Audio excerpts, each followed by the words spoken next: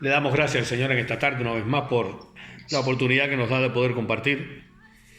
Amén. Y concluimos la semana pasada, concluyó mi esposa, la primera parte del seminario que habla de la transformación.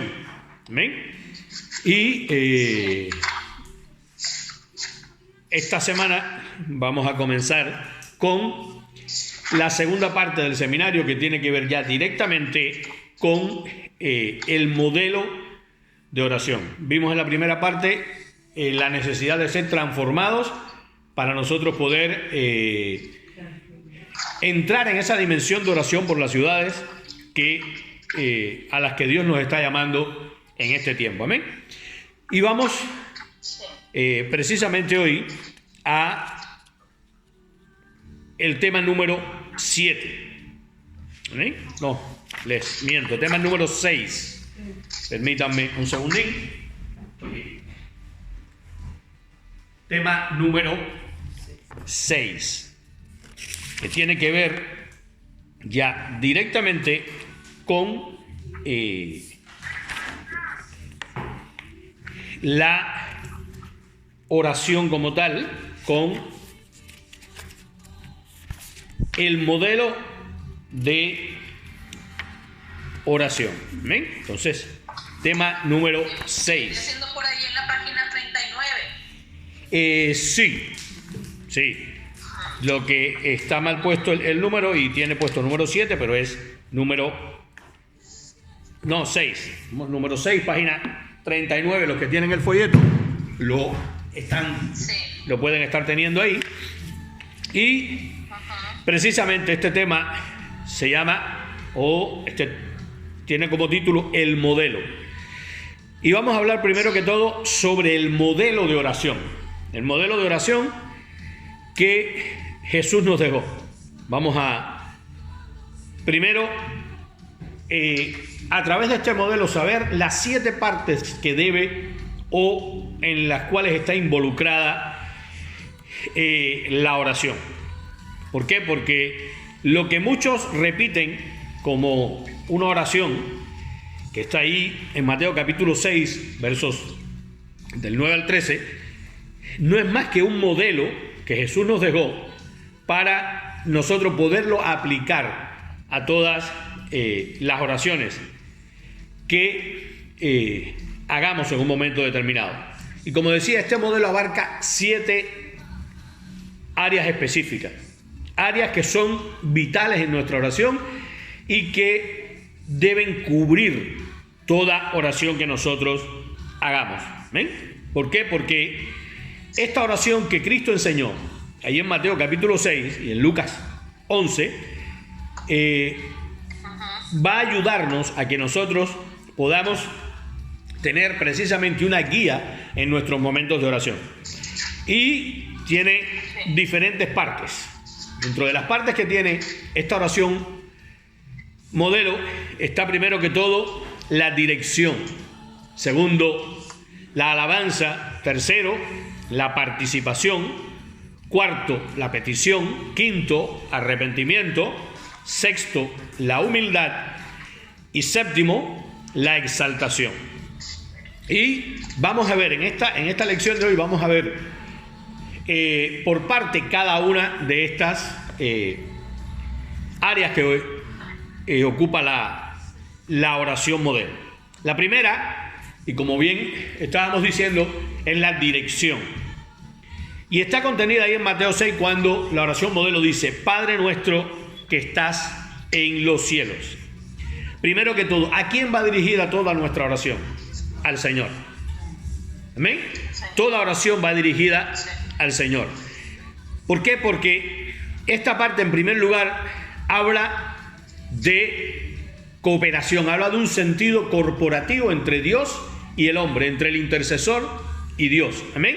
Y lo primero que hacemos, o lo primero que vamos a tener en cuenta es que todo lo que nosotros pidamos, todo lo que nosotros recibimos, toda la autoridad que te recibimos, toda la bendición que recibimos viene de la presencia del Padre. ¿Viene de dónde? Viene de los cielos. Por eso la palabra enseña que lo que nosotros atamos en la tierra también es atado en el cielo. No porque lo hagamos primero en la tierra, sino porque es la voluntad del cielo la que se cumple precisamente en la tierra. Y está diciendo, ¿dónde está el Padre? Está en los cielos.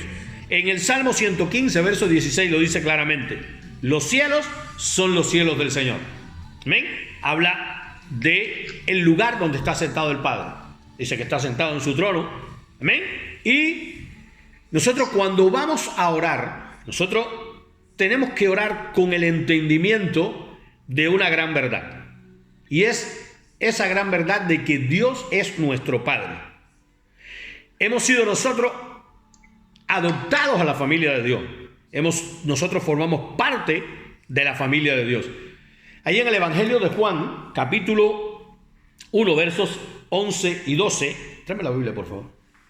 Versos 11 y 12 nos los está diciendo claramente. ¿Sí? Nosotros somos hijos de Dios. Somos parte de la familia de Dios. ¿Sí? Él nos creó para tener para sí mismo una familia.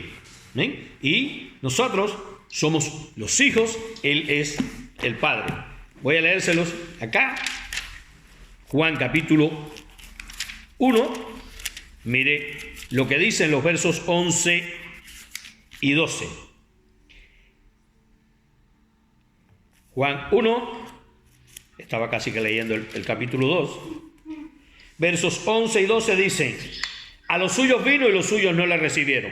Mas a todos los que le recibieron, a los que creen en su nombre, les dio potestad de ser hechos hijos de Dios. ¿Amén? Somos hijos de Dios. ¿Amén? De Él toma nombre toda familia sobre la faz de la tierra. Ahí en Efesios capítulo 3, verso 14 y 15 lo dice. De Él toma nombre toda familia en la tierra. ¿Amén?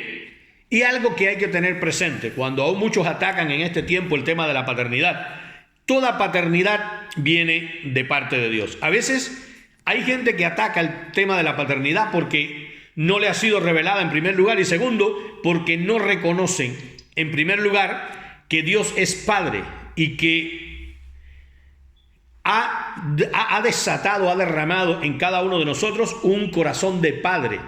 ¿Amén? Un ministro que no tenga un corazón de padre es muy difícil que pueda llevar adelante el ministerio. ¿Amén? ¿Por qué? Porque hay puntos sensibles en la vida de las ovejas que el Padre ha traído para que cada ministro pastoree, para que cada ministro guíe a un encuentro con Él, que solo un padre puede entender, que solo un padre es capaz de hacer por esas ovejas. Y nosotros seguimos el ejemplo de nuestro Padre. ¿Amén? Por tanto, Dios es nuestro Padre. Toda paternidad tiene su origen en Dios. Si está fuera de Dios, esa paternidad no tiene ningún sentido. ¿Amén? El segundo punto que incluye la oración modelo es la alabanza. Empieza diciendo: Padre nuestro que estás en los cielos, santificado sea tu nombre. ¿Amén? Habla de alabanza al Señor. Se nos ordena santificar el nombre del Señor. Amén. Entonces, nosotros tenemos que estar conscientes.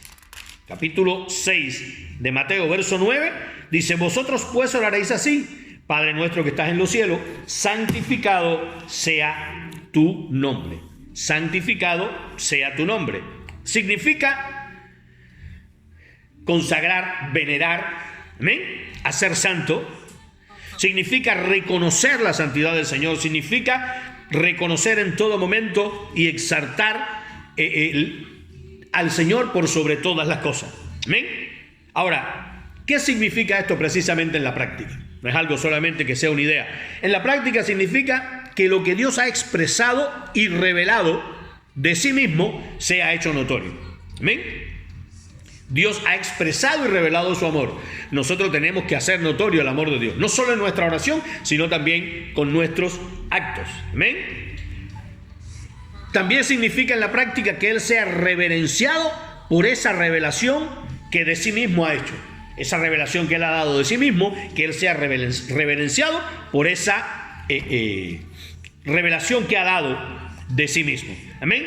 También vamos a darnos cuenta que vamos a exaltar el nombre del Señor, le vamos a alabar, porque en primer lugar, como dice la palabra, Él es nuestro sanador. Dice que Él es Jehová Rafa, es el Señor nuestro sanador. También le vamos a alabar porque Él es nuestro proveedor. Él es Jehová Jireh, nuestro proveedor. También le vamos a alabar porque Él es nuestra justicia. Dice que es Jehová Sidkenu, el Señor nuestra justicia. También le alabamos porque Él es nuestro estandarte, nuestra bandera. Cuando dice ahí la palabra Jehová Nisi, el Señor nuestro estandarte, el Señor nuestra bandera. Le alabamos porque Él es el que nos perdona. Dice que Él perdona cada una de nuestras iniquidades, cada uno de nuestros errores. Amén. Y nos justifica, nos hace justo. Él es el Señor nuestro que nos perdona. También habla de que Él es nuestra paz. Por eso nosotros le alabamos porque es nuestra paz. Es Jehová Shalom, es el Señor nuestra paz. Sabemos que Shalom va mucho más allá de solamente paz, pero en este momento lo usamos solamente en esta acepción de la palabra. También le alabamos porque Él es nuestro pastor. Amén. Le alabamos porque Él es el Dios que siempre está presente. Dice que es Jehová Samá, el Dios que siempre está presente. Amén. Vamos a alabar al Señor y exaltarlo. Amén. En el nombre del Hijo. Juan capítulo 14 dice en el verso 9. Juan 14, 9 nos está diciendo. Y Jesús le dijo: tanto tiempo hace que estoy con vosotros y no me has conocido, Felipe. Y el que me ha visto a mí, ha visto al Padre. ¿Cómo pues dices tú? Muéstranos al Padre. Le alabamos en el nombre del Hijo. ¿Por qué? Porque el Hijo reveló al Padre. Le dijo: el que me ha visto a mí, ha visto al Padre. Así que no me digan que les muestra al Padre. Ya si a mí me han visto al Padre. Amén. También el Hijo es la esencia misma de la deidad. En Hebreos capítulo 1, ¿amén? Hebreos 1 dice en su verso 3. Hebreos 1, 3 dice: el cual, siendo el resplandor de su gloria y la imagen misma de su sustancia, y quien sustenta todas las cosas con la palabra de su poder, habiendo efectuado la purificación de nuestros pecados por medio de sí mismo, se sentó a la diestra de la majestad en las alturas. Dice: el cual, siendo el resplandor de su gloria y la imagen misma de su sustancia, es la esencia misma de la deidad. Amén. Cuando nosotros alabamos al Padre, lo hacemos mirando al Hijo. Nosotros centramos nuestra adoración. ¿Por qué? Porque en Cristo se expresan todos los nombres redentores de Dios. ¿Amén? Porque Él es la esencia misma de la sustancia de la deidad. Santificar al Padre es posible cuando nosotros miramos al Hijo. Y esto no es una abstracción mental, no es algo místico, sino que es fe consciente en Jesús. Ahí mismo en Hebreos capítulo 12, verso 2 podemos leer lo que dice la palabra. Dice: puesto los ojos en ¿quién? El autor y consumador de la fe, el cual por el gozo puesto delante de él sufrió la cruz, menospreciando el oprobio, y se sentó a la diestra del trono de Dios. Amén. Así que ahí está el punto. Nosotros, cuando ponemos nuestros ojos en el Señor, estamos en Jesús, estamos santificando también al Padre. Estamos declarando la santidad, la grandeza del Padre en todo momento. ¿Amén? Tercera parte que ocupa esta oración modelo. Habla de la participación. Recuerde que está diciendo, empieza: Padre nuestro que estás en los cielos, santificado sea tu nombre. Venga tu reino, hágase tu voluntad. ¿Habla de qué? De participación. Está hablando, cuando nosotros pedimos que el reino de Dios venga, dejamos de ser espectadores y empezamos a formar parte de ser, entramos a ser protagonistas de lo que está sucediendo. Estamos pidiéndole al Señor que el reino de Dios se manifieste en la tierra. Estamos pidiendo que el reino de Dios descienda. Estamos pidiéndole que se haga su voluntad. Amén. Entonces, cuando nosotros oramos, no lo hacemos para convencer a Dios de que haga aquello que a mí me gusta o aquello que yo quiero, o que haga algo a veces contrario a su voluntad. Hay personas que oran y a veces están orando y están pidiéndole al Señor que haga cosas contrarias a la voluntad de Dios, cosas que nada tienen que ver con la voluntad de Dios. Amén. Y en ese caso, aquí el folleto dice, esto sería tentarle, más que tentarle, esto también sería querer manipular a Dios. Esto vendría a ser como que querer cambiar lo que Dios ha establecido en su voluntad. Amén. Y sabemos que de ninguna manera, oración que no va a ser respondida es ninguna oración que se haga en contra de la voluntad de Dios. Amén. Por tanto, alguien puede estar una vida entera orando por algo en contra de la voluntad de Dios y sabe que nunca va a recibir respuesta. ¿Por qué nunca va a recibir respuesta? Porque no está conforme a la voluntad de Dios. Más bien, cuando nosotros oramos y cuando le decimos, Señor, venga tu reino, hágase tu voluntad, así en la tierra como en el cielo, estamos hablando de cooperar con lo que ya sabemos de su voluntad, cooperar con lo que nosotros conocemos de la voluntad de Dios, cooperar con aquello que de antemano nos ha sido revelado en su palabra. ¿Amén? Entonces, cuando nosotros hablamos y hablamos de pedir que venga su reino y que se haga su voluntad, nosotros estamos solicitando, estamos pidiendo, estamos inquiriendo que sobre determinada situación o persona venga aquello que la palabra de Dios define precisamente como el reino. Y dice la palabra de Dios en Romanos 14, 17, porque el reino de Dios es paz, es justicia, paz y gozo en el Espíritu. ¿Amén? El reino de Dios es poder también, según nos habla en Hechos capítulo 1, verso 8, o ahí en 1 Corintios 1, 20. Está hablando de paz, de justicia, de gozo en el Espíritu. Está hablando de poder de Dios. ¿Amén? No es en ninguna medida tratar nosotros de torcer la mano de Dios para que haga aquello que nos gusta o en lo que nos sentimos bien. ¿Amén? Por tanto, la voluntad de Dios no va a ocurrir de manera automática. La voluntad de Dios debemos solicitar que sea hecha. Y mucha gente dice, bueno, pero ¿cómo es eso? O pudiera preguntarse, ¿cómo es eso? Simplemente nosotros oramos, nosotros clamamos al Señor y nosotros le pedimos al Señor que su voluntad sea hecha en la tierra. Hágase tu voluntad, aquí en la tierra, así como en el cielo. Es una petición a la vez, y ahora es donde algunos religiosos un poco que se erizan, y es como también una orden. Señor, queremos que tu voluntad sea hecha aquí en la tierra como en el cielo. Queremos hacer tu voluntad, queremos vivir en tu voluntad, queremos entrar en esa dimensión. Amén. Y sucede que comienza. ¿Ven por qué? Dios en primer lugar va a dar la unción, el respaldo requerido que definirá totalmente el matiz del significado de este llamamiento o de esta oración. ¿Por qué? Tenemos que entender que es lo que a veces como discípulos del Señor no entendemos.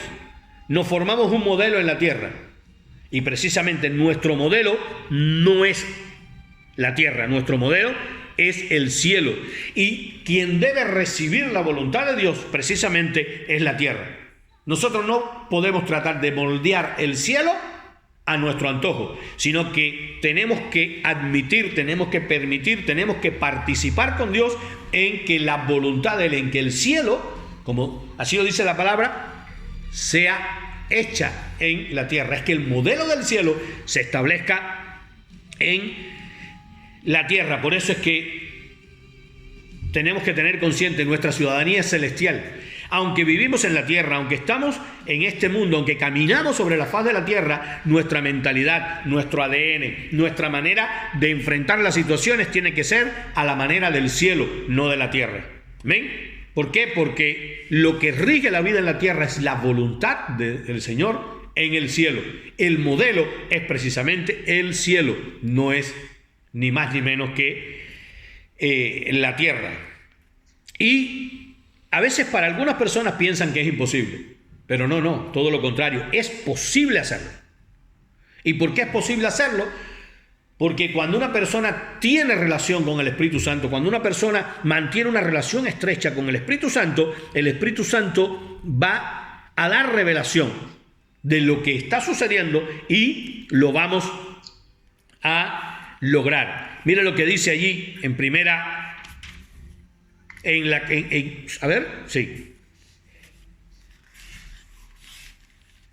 Colosenses creo que iba a leer, ¿no? Sí. 3, 1. Colosenses 3, 1 y 2. Es que me pasé de página.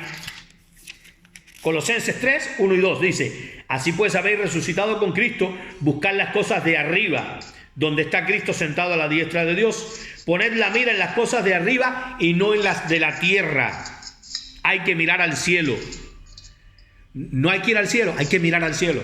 Hay que traer el cielo a la tierra. Hay que poner la mira en las cosas de arriba. Buscar las cosas de arriba. Hay mucha gente en la iglesia en este tiempo buscando las cosas de abajo y no las de arriba. Andan buscando comodidades terrenales en lugar de buscar hacer la voluntad de Dios, en lugar de buscar entrar en la dimensión de la revelación de Dios para estos tiempos. Cuando la Biblia nos enseña a que busquemos las cosas de arriba, a que miremos y tengamos puesta la mirada en las cosas de arriba, no en las cosas de la tierra. Era algo que veíamos y también decíamos, lo podemos lograr a través del Espíritu Santo. En primera de Corintios capítulo 2, verso 10, primera a los Corintios 2:10 dice: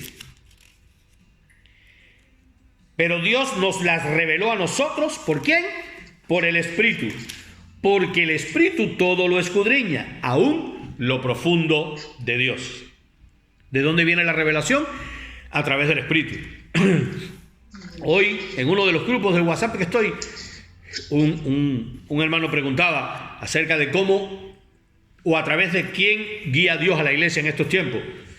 Y ponía una serie de posibles respuestas, y una de ellas era a través del Espíritu Santo.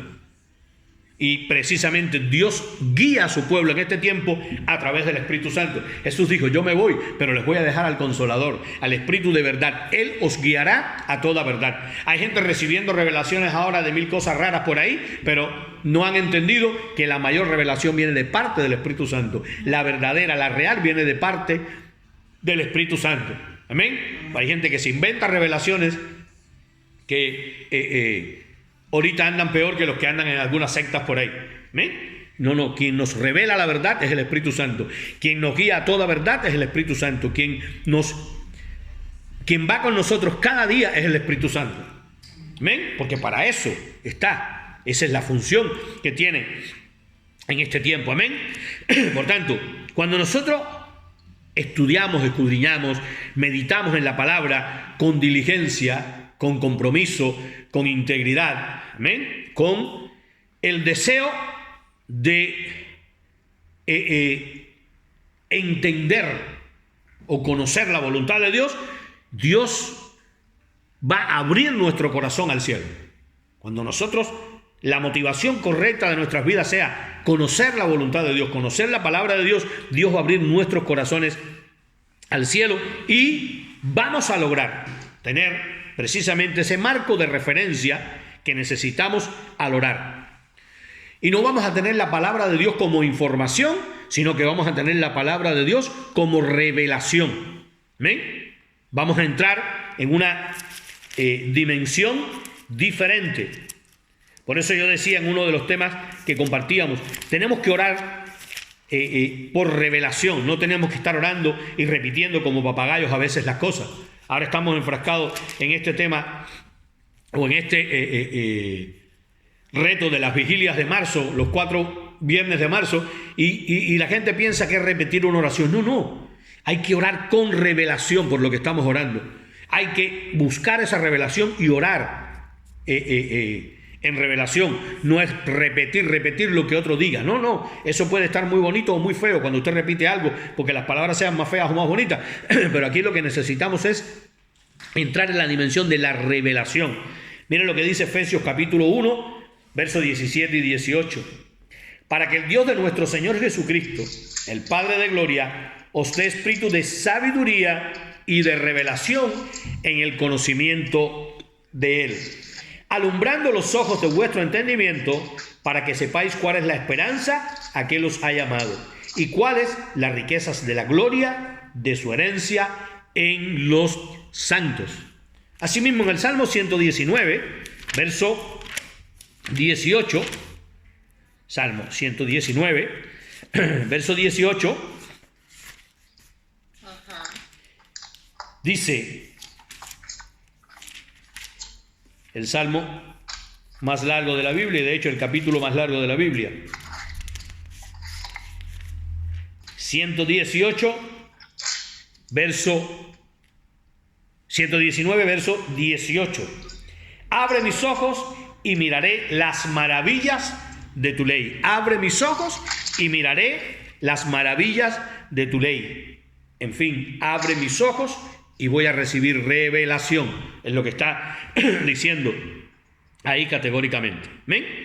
Pues esto es a grosso modo primera, segunda, tercera y vamos a la cuarta parte que también ocupa o que forma parte, valga la redundancia, de la oración modelo. ¿Ven? Y sigue diciendo ahí en Mateo, a partir del capítulo 9, en el verso 11, el pan nuestro de cada día, dánoslos hoy. Y habla de petición.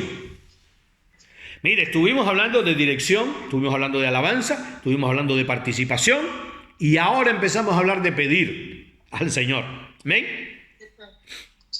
¿Por qué? Porque ¿a quién más podemos pedir? Si no es a Dios, que es nuestro proveedor.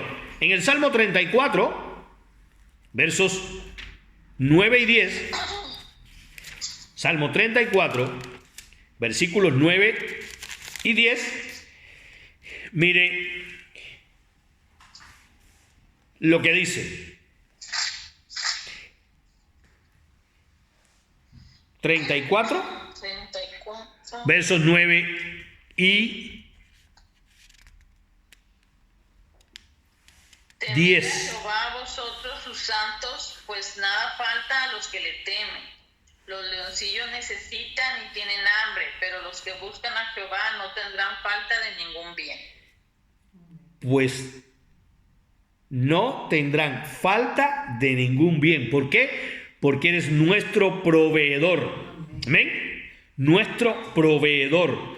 No hay de otra manera. Y en Filipenses 4:19 también nos lo reafirma. Él es nuestro proveedor. Y tú dices, bueno, Dios lo sabe todo. ¿No sabrá acaso Dios que yo tengo una necesidad? ¿No sabrá acaso Dios de lo que yo tengo necesidad? Sí, Dios lo sabe. Pero a Dios le agrada que tú y yo le pidamos. ¿Y por qué? Porque Él quiere sentirse el centro de todo. No, Él no necesita que nosotros lo hagamos para sentir que es el centro de todo, porque realmente Dios es el centro de todo el universo, sino porque cuando nosotros pedimos, nosotros estamos reconociendo que Él es nuestro único proveedor. Por eso a veces hay cosas que no recibimos porque inferimos de que Dios sabe que yo las necesito y me la debe dar. No, no. Pide. Porque en el mercado está lo que tú necesitas, pero si no vas a comprarlo o encargas que alguien te lo traiga, no lo vas a tener. ¿Amén? Entonces con Dios es igual. Ahí está todo, pero tú le dices, Señor, dame. Señor, te pido. ¿Amén? Fíjate que hay un texto donde le dice, pídeme y te daré por herencia a las naciones. Pídeme. Dios quiere que tú y yo le pidamos, porque cuando pedimos reconocemos que Él es nuestro proveedor, que de Él viene todo lo que necesitamos. ¿Amén? Mire, en Juan capítulo 5, verso 20, La palabra es súper clara. Jesús nunca habló, hizo o pensó nada contrario a la voluntad del Señor. ¿Ven? Miren lo que dice en el capítulo 5 del Evangelio de Juan, en el verso 20. 5:20 dice: porque el Padre ama al Hijo y le muestra todas las cosas que Él hace, y mayores obras que éstas le mostrará, de modo que vosotros os maravilléis. Todo lo que Jesús hacía, lo hacía conforme a la voluntad del Padre. Lo hacía porque el Padre se lo mostraba. ¿Ven? Entonces, Jesús nos enseñó a orar no de acuerdo a cierta teoría no comprobada, sino que Jesús nos mandó a orar conforme a lo que Él ya había puesto en práctica en su propia vida. Ya lo había probado en su propia vida y vio que era efectivo. ¿Ven? Por tanto, no dijo, hagan esto que yo no sé si va a salir bien, sino Él nos dijo, háganlo porque yo sé que esto da resultado, porque ha sido mi experiencia, porque yo sé que sirve. ¿Ven? Entonces, ¿cuándo debemos pedir? Debemos pedir a diario. ¿Por qué? Porque esto es una demostración de que nosotros dependemos de Dios cada día. Día a día dependemos de Él. ¿Ven? Si nosotros vamos al libro de Éxodo, del capítulo 16, vamos a ver la historia del pueblo de Israel. Pidió comida, tenían hambre, y el Señor les dio maná. Y le dijo, ustedes van a recoger el maná todos los días. Si lo guardas para mañana, el maná se va a dañar. ¿Ven? Entonces, hay discípulos que quieren pedir para tener una reserva. No. Mire, la desobediencia en la recolección del maná traía problemas. Se dañaba el maná, cogía gusanos. ¿Ven? Así también, si nosotros fallamos en este punto, eso puede traer ciertas situaciones a nuestra vida.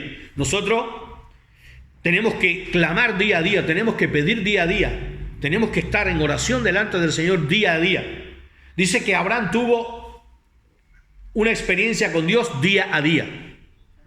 ¿Amén? Dice que Abraham se levantaba y Dios le decía, camina, él caminaba. Cuando le decía, detente, él se detenía. De hecho, cuando el pueblo de Israel estaba en el desierto, Dios les indicaba cuándo caminar o cuándo detenerse.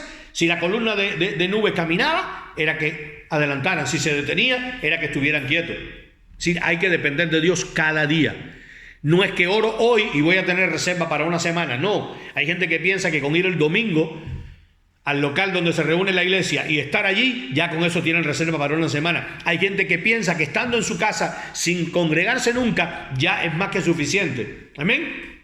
Alguien me comentaba anoche y me decía, pero es que yo no necesito ir a la iglesia para creer en Dios. No, tú para creer en Dios realmente no necesitas ir a donde se reúne la iglesia. Pero si tú de verdad le crees a Dios, si tú tienes tu fe puesta en el Señor, tú vas a sentir la necesidad de reunirte con tus hermanos. Porque dice que en la congregación envía el Señor bendición y vida eterna. ¿Amén? Por tanto, la idea es creer siempre, creer todos los días. Y si tú y yo creemos a ciencia cierta, si ponemos nuestra fe en Dios, nosotros tenemos la certeza de que Dios nos va a dar todo lo que le pidamos, si nosotros dependemos de Él cada día. Dios desea darnos lo mejor a cada uno de nosotros. Miren lo que dice ahí mismo en el Evangelio de Mateo, en el capítulo 7, en el verso 11. Dice, pues si vosotros siendo malos sabéis dar buenas dádivas a vuestros hijos, cuánto más vuestro Padre que está en los cielos dará buenas cosas a los que le pidan. Dará buenas cosas a los que le pidan. ¿Ven? Por tanto, el pedir es algo diario, así como la oración es algo diario. No es algo que lo hacemos un día y reservamos energía para 4 o 5 días, como cuando le echamos combustible al coche. No, hay que echar todos los días. ¿Ven? Quinta parte de esta oración modelo tiene que ver con arrepentimiento.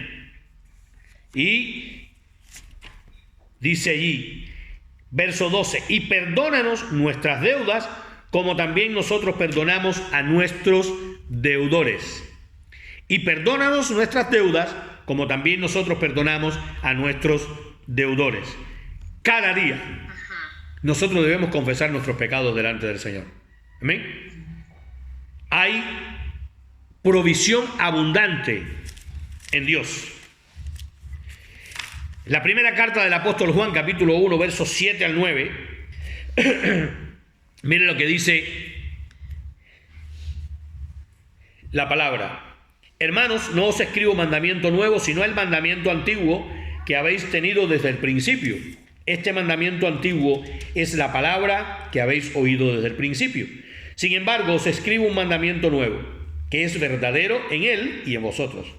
Porque las tinieblas van pasando y la luz verdadera ya alumbra. El que dice que está en la luz y aborrece a su hermano, está todavía en tinieblas. Está todavía en tinieblas. ¿Ven? Aquí hay algo en este texto que no me...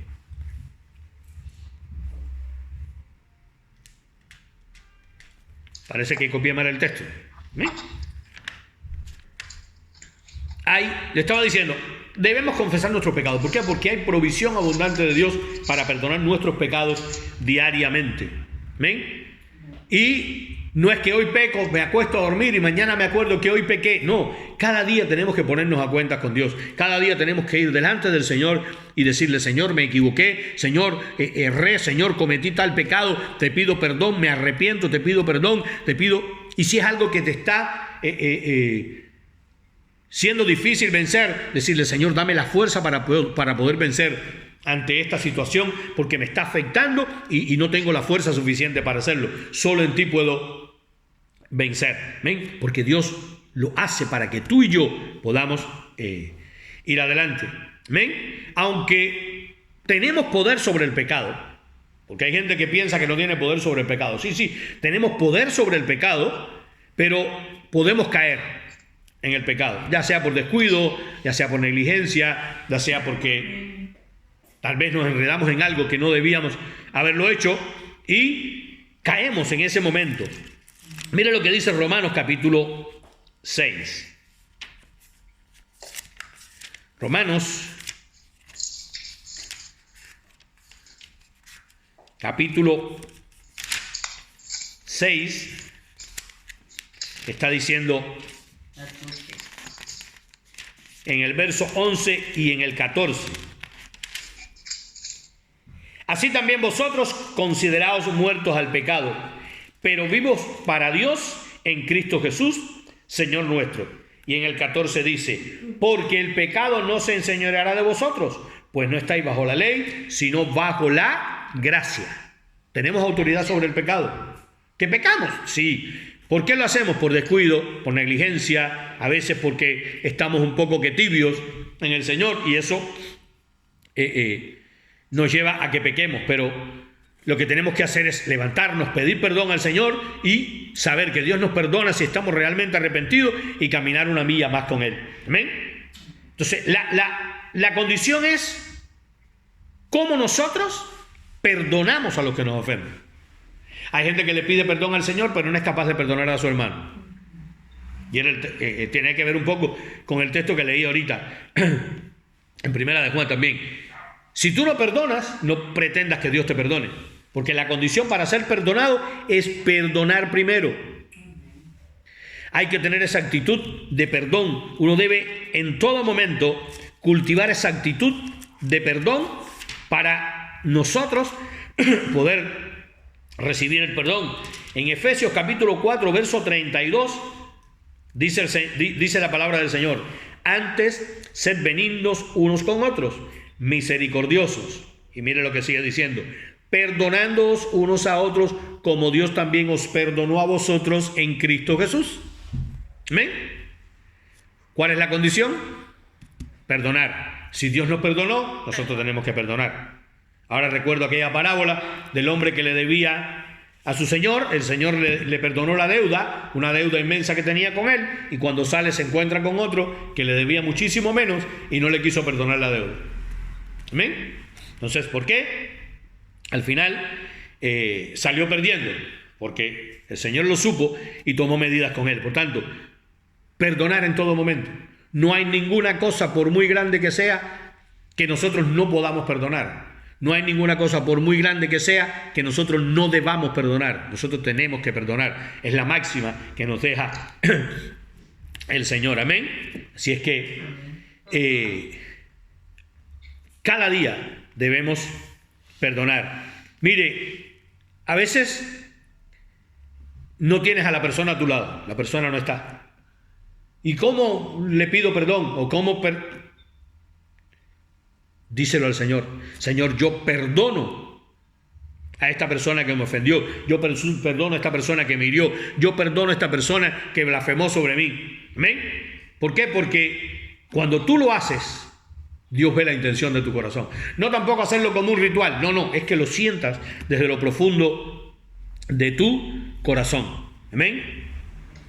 Tal vez ahora mismo, yo cuando releía hoy, antes de venir en la tarde, antes de venir para acá, estaba releyendo el tema, decía, hay gente que me debe incluso dinero. Y le digo, Señor, perdónalos, no me deben nada. No me deben nada, yo los perdono.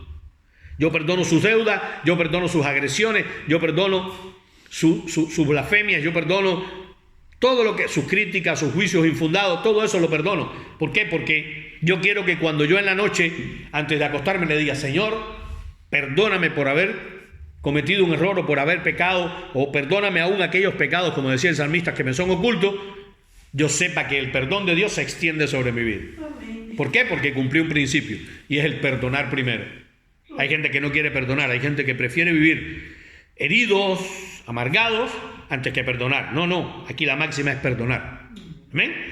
Y eso es lo mejor para cada uno de nosotros. ¿Amén? Por tanto, considere por fe que ya el perdón ha sido extendido. Cuando usted le dice, aunque la persona no esté a su lado, yo perdono, Señor, yo perdono a esa persona, yo la desato de mi vida y me desato de ella. Ahora, siempre tenga en cuenta algo. No se fíe de sus emociones, porque el perdón no es una emoción. El perdón no es un sentimiento. El perdón es una decisión que nosotros tomamos en nuestra vida. No es una emoción. No es algo que hacemos ritualmente. No. El perdón es una decisión. Yo decido perdonar. Porque si ahora yo digo, yo perdono las deudas a aquellos que me deben, y mañana cuando me encuentre con ellos les recuerdo, acuérdate que tú me debías y nunca me pagaste, no le he perdonado. O si yo le perdono a alguien que me haya juzgado, criticado o hablado mal de mí, y mañana cuando me encuentro le digo, sí, yo te perdono, pero tú allá y yo aquí, porque ya una vez hablaste mal de mí. No. Yo tampoco soy de los que comparte mucho ese punto de que te perdono tú por tu lado y yo por el mío. No, porque yo no puedo separar un dedo de mi mano del otro. Están juntos. No se pueden separar. Nosotros somos parte del cuerpo de Cristo. O sea, hasta en eso tenemos que tener cuidado. A veces enseñanzas que recibimos de que yo perdono pero no me vuelvo a juntar, juntos pero no revueltos. No. Aquí nos revolvemos cuando Dios quiere que nos revolvamos. Y tenemos que andar juntos cuando Dios dice que tenemos que andar juntos. Y tenemos que andar en unidad. ¿Por qué? Porque todos esos conceptos de desunir vienen de parte del enemigo, vienen de parte del devorador de las almas. ¿Para qué? Porque sabe que una iglesia unida vence en todo lo que se propone. ¿Amén? Y no es que seamos congregaciones locales unidas, no, una iglesia unida, todos unidos. Eso es uno de los grandes problemas que tristemente hay dentro del cristianismo evangélico en estos tiempos. La gente no acaba de entender que somos un cuerpo, que tenemos que estar unidos, que aquí no vale andar cada uno por su lado haciendo o deshaciendo. Amén. Acepte por fe el perdón de Dios por sus fallos personales. Pero cuando usted acepte ese perdón, cuídese de no caer en la autocompasión. A veces caemos en la autocompasión y nos autocompadecemos a nosotros mismos. Y pobrecito yo que me equivoqué y yo no fui. No, cuídese de eso. Usted recibe ese perdón, acepte ese perdón, pero no se autocompadezca de usted mismo. ¿Amén? No se concentre en cómo usted se siente, sino concéntrese en Dios, en su palabra, en su misericordia.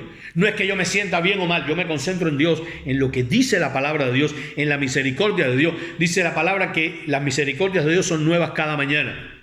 Dice que cada mañana Dios se levanta, nos perdona y no ejecuta sobre nosotros el justo juicio por el error cometido. Eso es misericordia. ¿Amén? Jesús dijo, misericordia quiero y no sacrificio. También dice la palabra, la misericordia se gloría del juicio. Amén. Por tanto, tenemos que ser cuidadosos en ese sentido. Haga provisión para no caer otra vez. Romanos 13, 14. Es tremendo lo que dice acá en el capítulo 13, verso 14, la carta a los romanos. Dice: sino vestidos del Señor Jesucristo y no proveáis para los deseos de la carne. Vestidos del Señor Jesucristo y no proveáis para los deseos de la carne. Haga provisión para no caer otra vez. Vístase de Cristo. Amén. Lleve todo pensamiento cautivo a la obediencia en Cristo. Póngase la armadura para que usted esté cubierto todo el tiempo. Amén. Levántese y siga viviendo con una fe renovada en el Señor. Renuévese cada día, que su fe cada día sea renovada en el Señor. Amén. Cuarto punto que incluye la oración modelo, la humildad. Y sigue allí diciendo en el verso 13: y no nos metas en tentación, mas líbranos del mal. No nos metas en tentación, mas líbranos del mal. Algunas versiones dice: y no nos metas en tentación, mas líbranos del maligno. ¿Amén? Nosotros necesitamos ser humildes. ¿Amén? Y necesitamos vivir nuestra vida como discípulos del Señor en humildad. Y una de las partes que conforma la humildad es cuando pedimos protección al Señor. Cuando le pedimos: Señor, ayúdanos. Señor, necesitamos de ti. Señor, yo solo no puedo. Si tú no estás conmigo, es difícil que lo alcance. ¿Amén? ¿Por qué? Porque ahí reconocemos que delante de Dios nada somos. Reconocemos que tú y yo solo no podemos pelear nuestras batallas. Tenemos tres enemigos poderosos, tres enemigos fuertes, tres enemigos que se van a tratar de levantar en contra tuya en todo momento: el diablo, el mundo y la carne. ¿Amén? Lo dice en Lucas capítulo 8.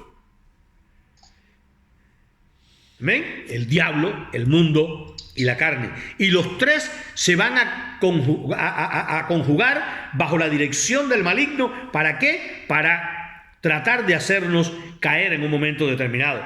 Para que nosotros estemos asediados constantemente con el arma favorita de Satanás, que es la tentación. Porque te habla de los deseos de los ojos, de la vanagloria de la vida, de los deseos de la carne.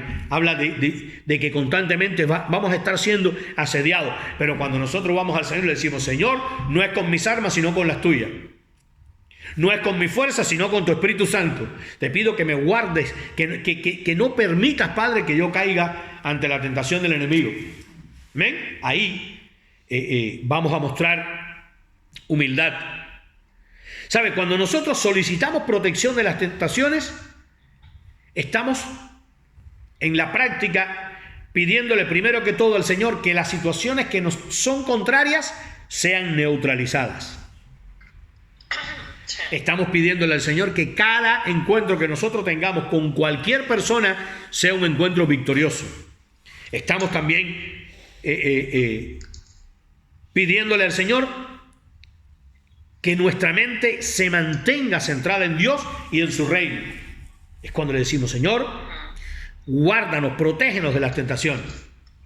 Neutraliza cada situación, Señor. Danos victoria ante cada encuentro que tengamos. Señor, que nuestra mente siempre esté centrada en ti y en tu reino. Amén. Recuerde, el Señor ha hecho provisión de una armadura, como le decía ahorita. Y ha hecho provisión de una armadura que nos protege de todo ataque del enemigo. Efesios capítulo 6 nos habla precisamente de la armadura. Desde el verso 10 hasta el verso 20. Nos está hablando de la armadura de Dios. Y empieza diciendo: por lo demás, hermanos míos, fortaleceos en el Señor y en el poder de su fuerza.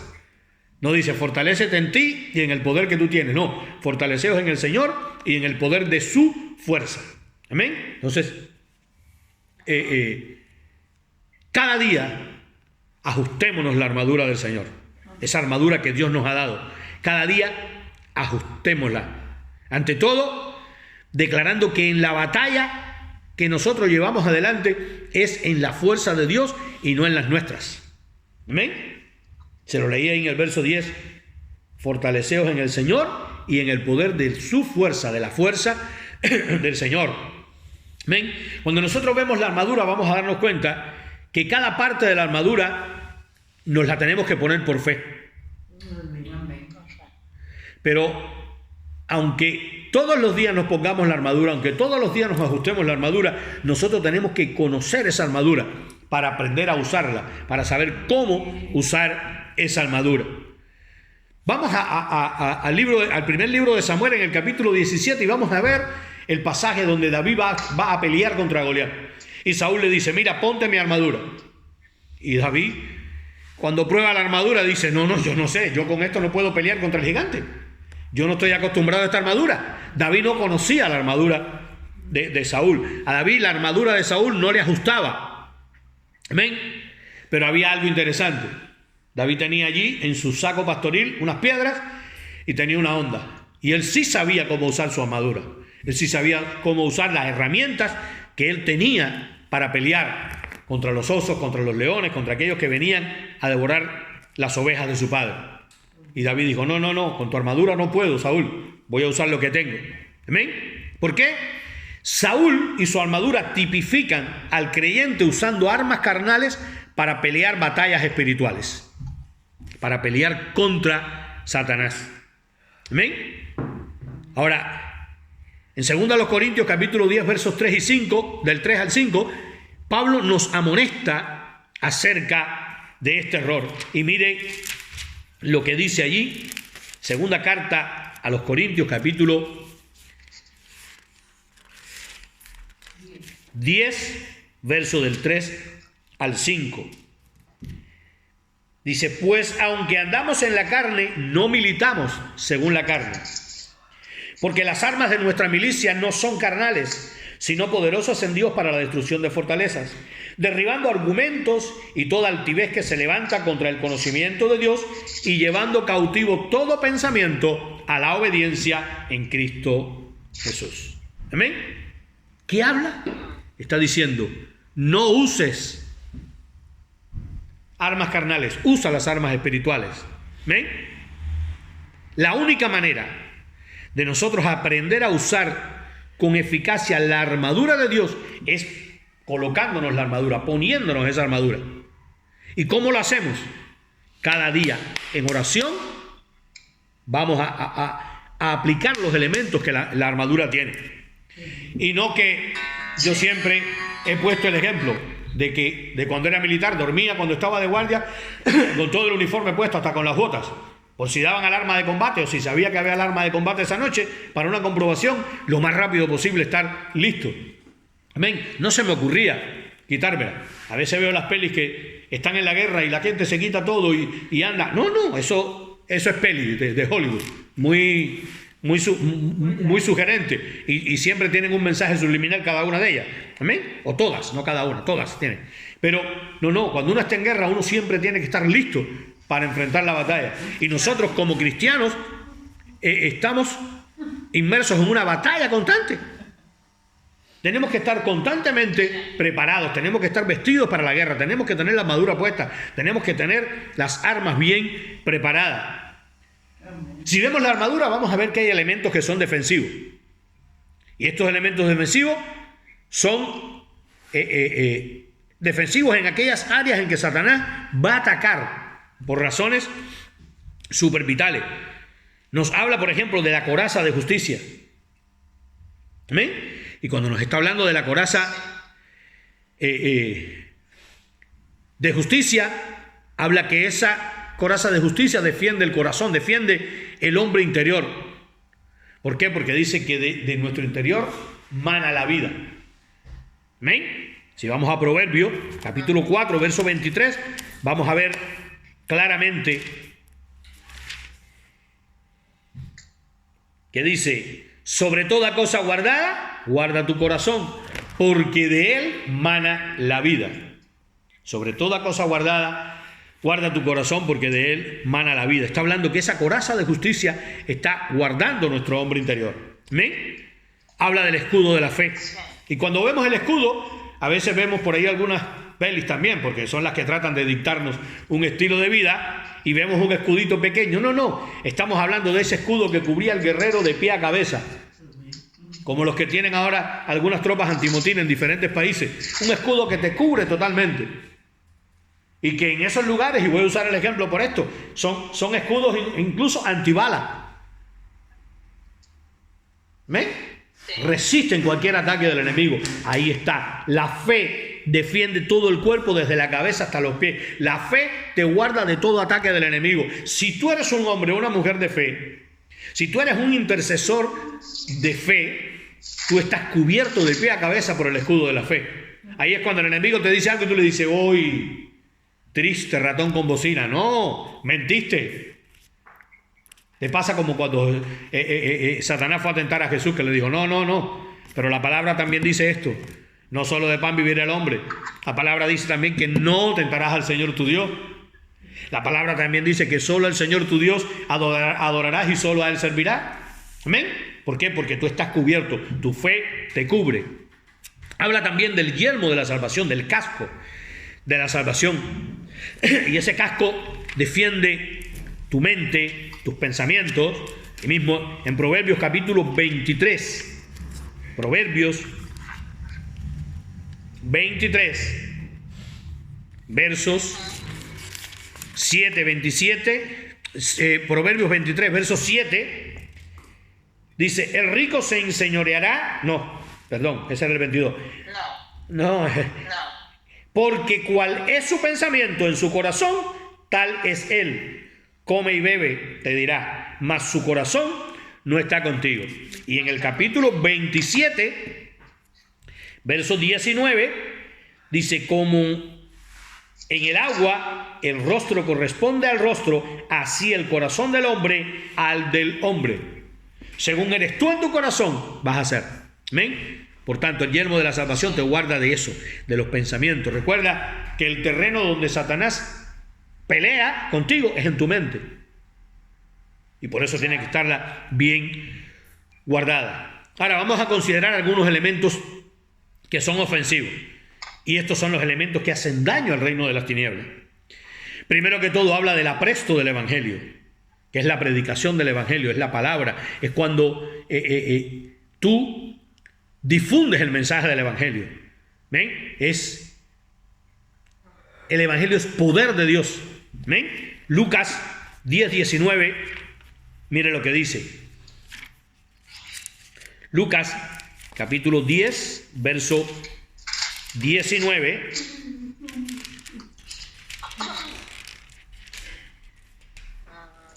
Dice: he aquí os doy potestad de hollar serpientes y escorpiones y sobre toda fuerza del maligno, y nada os dañará. Amén.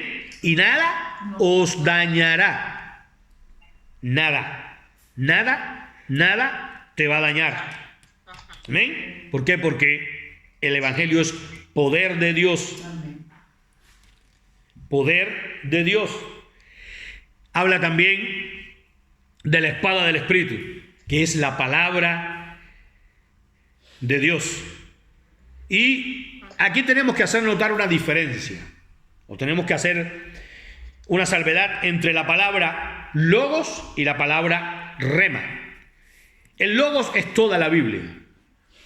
Logos es toda la Biblia. Aquí en toda la Biblia hay palabra de Dios. Pero el rema es cuando esa palabra de Dios es inspirada por el Espíritu, y esa palabra cobra vida en tu vida, y esa palabra se hace vida en ti y entra en tu corazón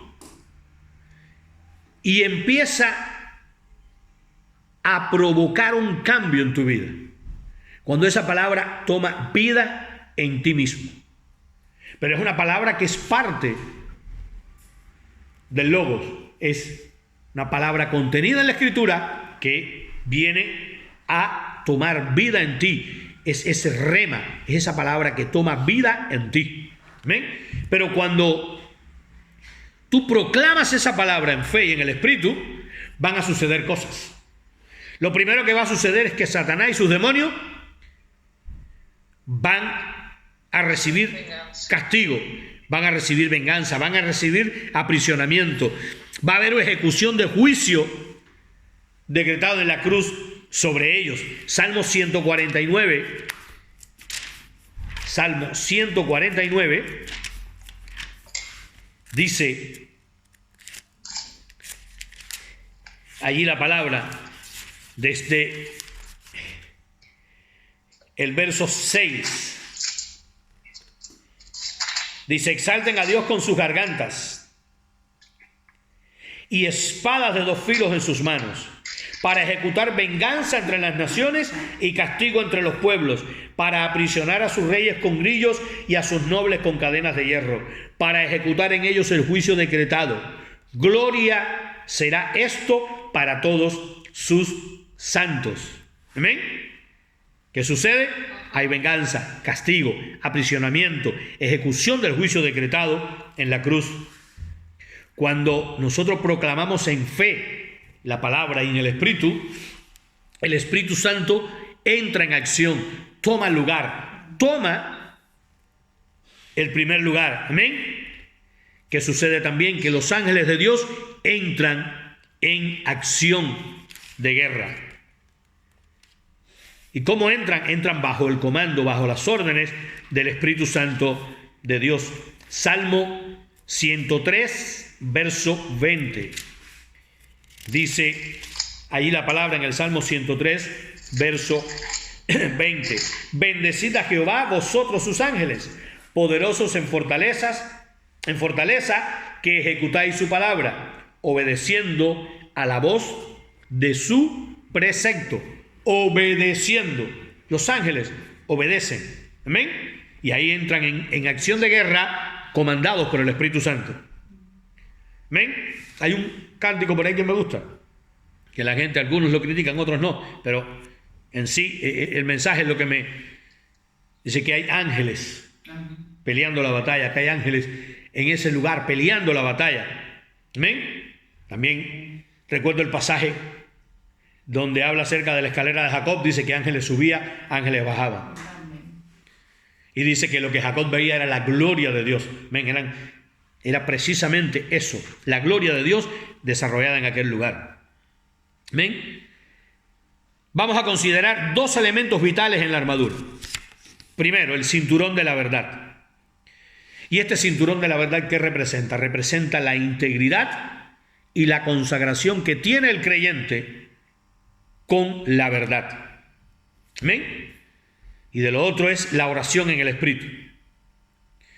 ¿Qué quiere decir esto? Es el ambiente o el medio de uso y aplicación de la armadura en su totalidad. Efesios 6, 18 dice: orando en todo tiempo con toda oración y súplica en el Espíritu, y velando en ello con toda perseverancia y súplica por todos los santos. Amén. Y vamos a el punto 7. Y usted ve, el 6 fue uno de los más extensos y tiene que ver con la humildad precisamente. ¿Amén? ¿Por qué? Porque es bien importante la humildad en la vida del creyente. Y ya el punto 7, o la parte 7 de esta oración modelo, habla acerca de la exaltación. Dice: porque tuyo es el reino, el poder y la gloria. ¿Cómo termina la oración? Termina atribuyéndole a Dios todo el éxito alcanzado. El poder que se manifestó en la oración, ¿quién es? Es el poder de Dios. Cuando recibimos la respuesta, es el reino de Dios que ha irrumpido en la tierra. Es ese reino que solicitamos, es ese reino que pedimos que venga. ¿Amén? Y tenemos que darnos cuenta que toda la gloria, toda la honra, todo el poder, toda la alabanza es al Señor. Porque aunque nosotros fuimos los instrumentos para pedir, para interceder, para clamar delante de Dios, todo viene de parte del Señor. Todo lo que nos es dado viene del cielo. Todo lo que nos es dado viene desde la mismísima presencia de Dios. Por tanto, toda la alabanza, toda la gloria, toda la honra, todo el honor, todo el poder sea dado siempre al Señor. Apocalipsis capítulo 5, verso 5. Apocalipsis 5, 5 dice así: y uno de los ancianos me dijo, no llores, he aquí el león de la tribu de Judá, la raíz de David, ha vencido para abrir el libro y desatar los 7 sellos. ¿A quién es toda la gloria, toda la honra? ¿Pertenecen a quién? A Dios y al Cordero que ha vencido. Amén. A Dios y al Cordero que ha vencido. Amén. Por tanto, teniendo como base esta oración modelo, teniendo como base estos 7 partes de la oración modelo que nos ayudan a que nosotros nos enfoquemos precisamente en cómo llevar adelante la oración, nosotros vamos a continuar en las próximas semanas llevando adelante